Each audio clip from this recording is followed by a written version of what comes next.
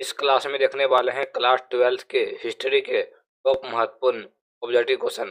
सभी विद्यार्थी इस क्लास को शुरू से लेकर अंत तक देखिएगा, क्योंकि इस क्लास से बहुत सारे क्वेश्चन बोर्ड एग्जाम में रहेगा ही रहेगा। चलिए क्लास को शुरू करते हैं। क्वेश्चन नंबर 1 है यहाँ पर, महाभारत का पूरा नाम क्या था? जो था option number A Samhita. Option number A इसका राइट आंसर होगा, आप लोग याद रखिएगा। चलिए अगला क्वेश्चन की तरफ बढ़ते हैं। अगला क्वेश्चन आप लोग सेकेंड की तरफ बढ़ते हैं। क्वेश्चन नंबर सेकेंड है पर, महाभारत के लेखक कौन है? क्वेश्चन नंबर सेकेंड का सही उत्तर option number A Ved Vyas. Option number A इसका राइट आंसर होगा। चलिए अगला क्वेश्चन की तरफ बढ़ते हैं। अगला क्वेश्चन आप लोग 3 की तरफ बढ़ते हैं। क्वेश्चन नंबर 3 है पर, महाभारत में कितने पर्व हैं? का सही उत्तर option number C 18। Option number C इसका राइट आंसर होगा। चलिए अगला क्वेश्चन की तरफ बढ़ते हैं। अगला क्वेश्चन जा रहे हैं पर, महाभारत का सबसे महत्वपूर्ण पर्व कौन सा है? ये जो है ऑप्शन नंबर ए भीष्म पर्व। ऑप्शन नंबर ए इसका राइट आंसर होगा। चलिए अगला क्वेश्चन की तरफ बढ़ते हैं।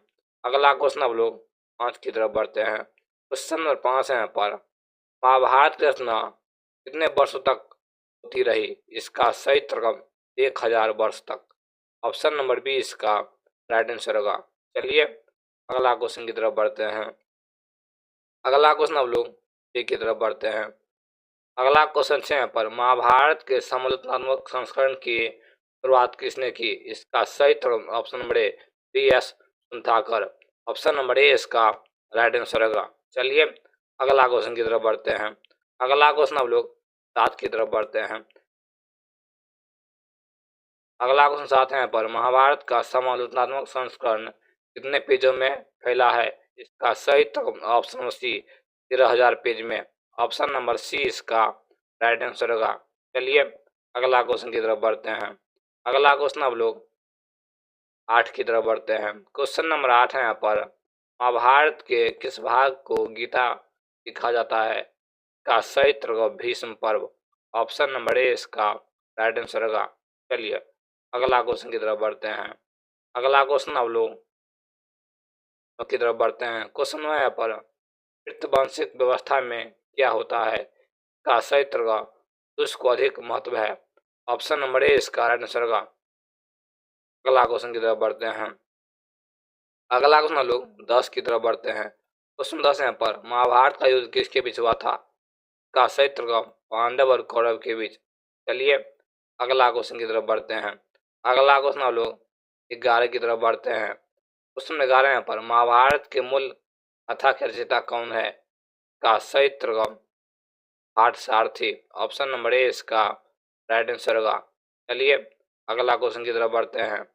अगला क्वेश्चन 12 यहाँ पर, महाभारत की रचना एक और रचना कब दिखा? इसका सही उत्तर 200 BC से 200 AD तक। ऑप्शन नंबर बी इसका राइट आंसर होगा।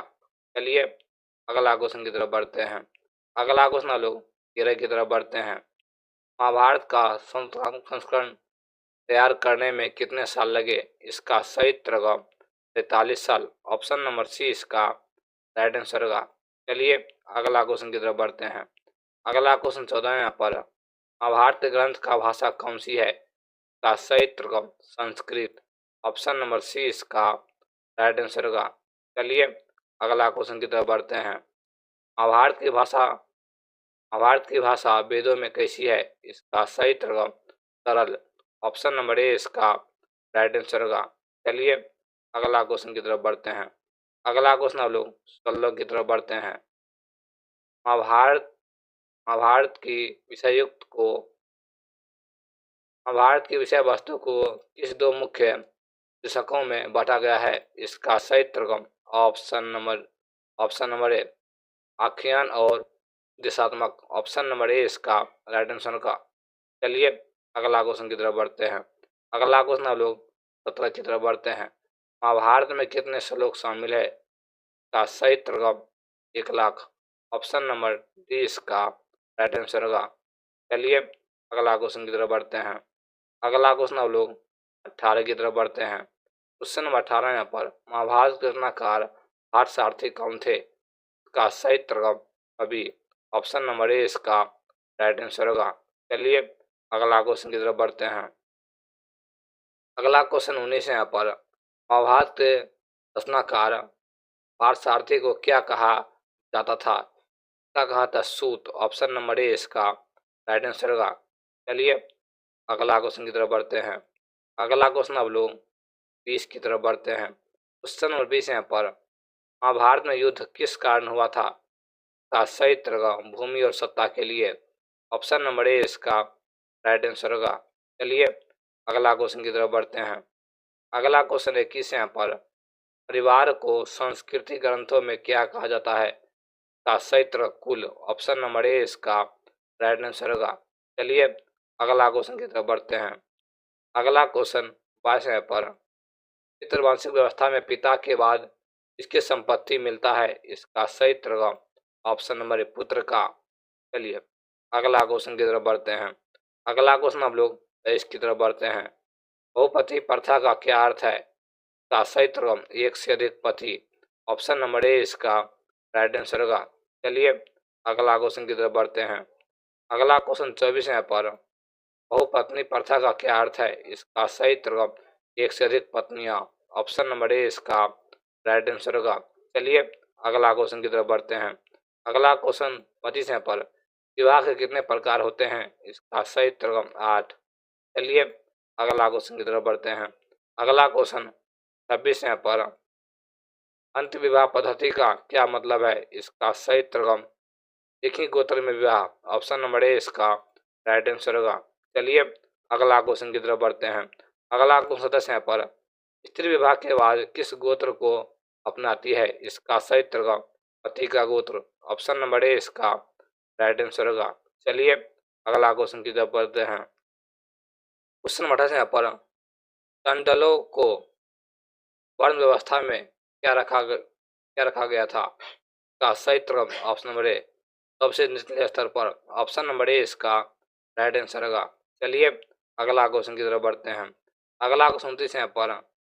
टंडलों को किस वस्त्र का उपयोग करने की अनुमति थी? का सही तरह मरे हुए लोगों के कपड़े। ऑप्शन नंबर ए इसका राइट आंसर होगा।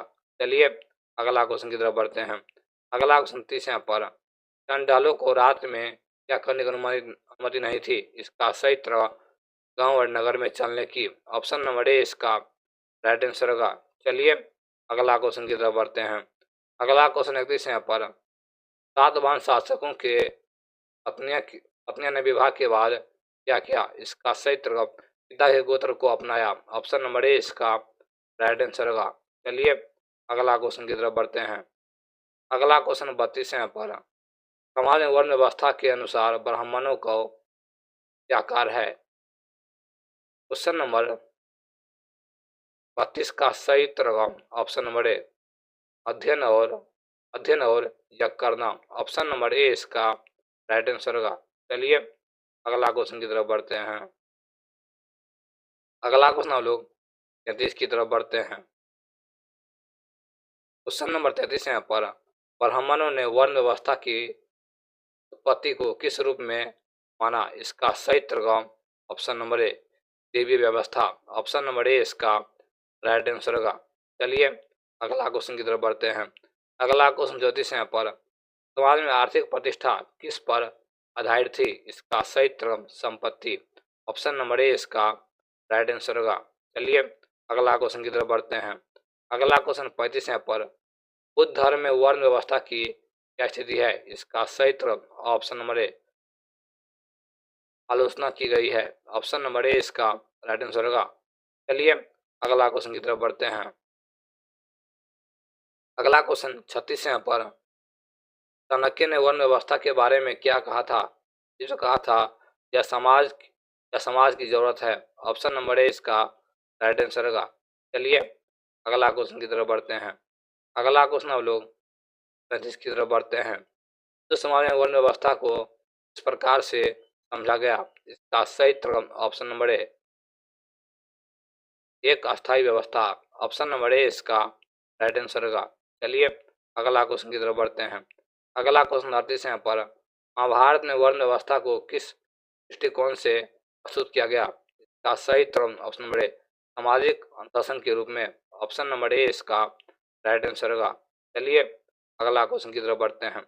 अगला क्वेश्चन 40 है पर जातिवाद का क्या कारण बताया जाता है? इसका सही तरगम वर्ण व्यवस्था। ऑप्शन नंबर ए इसका राइट आंसर होगा। चलिए अगला क्वेश्चन की तरफ बढ़ते हैं। अगला क्वेश्चन 40 है पर भारत में वर्ण व्यवस्था की आलोचना करने वाले प्रमुख विचारक कौन थे? इसका सही तरगम Mahatma Gandhi, Bhimrao Ambedkar. Option number A इसका राइट आंसर होगा। चलिए अगला क्वेश्चन की तरफ बढ़ते हैं। अगला क्वेश्चन 41 यहाँ पर महाभारत में धर्म का क्या अर्थ है? का सही तरगम नैतिकता और धर्म। ऑप्शन नंबर ए इसका राइट आंसर होगा। चलिए अगला क्वेश्चन की तरफ बढ़ते हैं। अगला क्वेश्चन 42 यहाँ पर महाभारत में इस इस पात्र को धर्मराज कहा गया। इसका सही तरगम युधिष्ठिर को। चलिए अगला क्वेश्चन की तरफ बढ़ते हैं। अगला क्वेश्चन 43 यहाँ पर महाभारत में किस भाग में गीता का उपदेश दिया गया? का सही तरगम भीष्म पर्व में। चलिए अगला क्वेश्चन की तरफ बढ़ते हैं। अगला क्वेश्चन 44 यहाँ पर महाभारत में पांडवों के निर्वासन की अवधि कितनी थी? इसका सही तरगम 13 वर्ष। चलिए अगला क्वेश्चन की तरफ बढ़ते हैं। अगला क्वेश्चन अब लोग 45 की तरफ बढ़ते हैं। महाभारत की कथा में इस युद्ध को प्रमुख युद्ध माना जाता है। इसका सही तरगम क्षेत्र युद्ध। ऑप्शन नंबर ए इसका राइट आंसर होगा। चलिए अगला क्वेश्चन की तरफ बढ़ते हैं। अगला क्वेश्चन 46 यहाँ पर महाभारत में दुर्योधन की माता का नाम क्या था? का सही तरगम ऑप्शन नंबर ए गांधारी। चलिए अगला क्वेश्चन की तरफ बढ़ते हैं। अगला क्वेश्चन 47 यहाँ पर महाभारत में भगवान श्री कृष्ण ने इस पांडव को सबसे पहले उपदेश दिया। इसका सही तरगम अर्जुन को। ऑप्शन नंबर बी इसका राइट आंसर होगा। चलिए अगला क्वेश्चन की तरफ बढ़ते हैं। अगला क्वेश्चन 48 यहाँ पर महाभारत में अश्वत्थामा की भूमि की भूमिका क्या थी? का सही तरगम कौरवों का सेनापति था। ऑप्शन नंबर सी इसका राइट आंसर होगा। चलिए अगला क्वेश्चन की तरफ बढ़ते हैं। अगला क्वेश्चन आप लोग 50 की तरफ बढ़ते हैं। महाभारत में द्रोणाचार्य के पुत्र का नाम क्या था? इसका सही तरगम अश्वत्थामा। चलिए अगला क्वेश्चन की तरफ बढ़ते हैं। लास्ट क्वेश्चन 50 की तरफ बढ़ते हैं। 50 पर महाभारत में पांडव और कौरवों के बीच सुलह के प्रयास किसने किए थे? इसका सही तरगम भगवान श्री कृष्ण। चलिए अगला चैप्टर से क्वेश्चन नंबर 1 की तरफ बढ़ते हैं। क्वेश्चन नंबर 1 यहाँ पर सांची का स्तूप किस धर्म से संबंधित है? इसका सही तरगम बौद्ध धर्म। ये देखेंगे अगला क्लास में। चलिए क्लास इन करते हैं।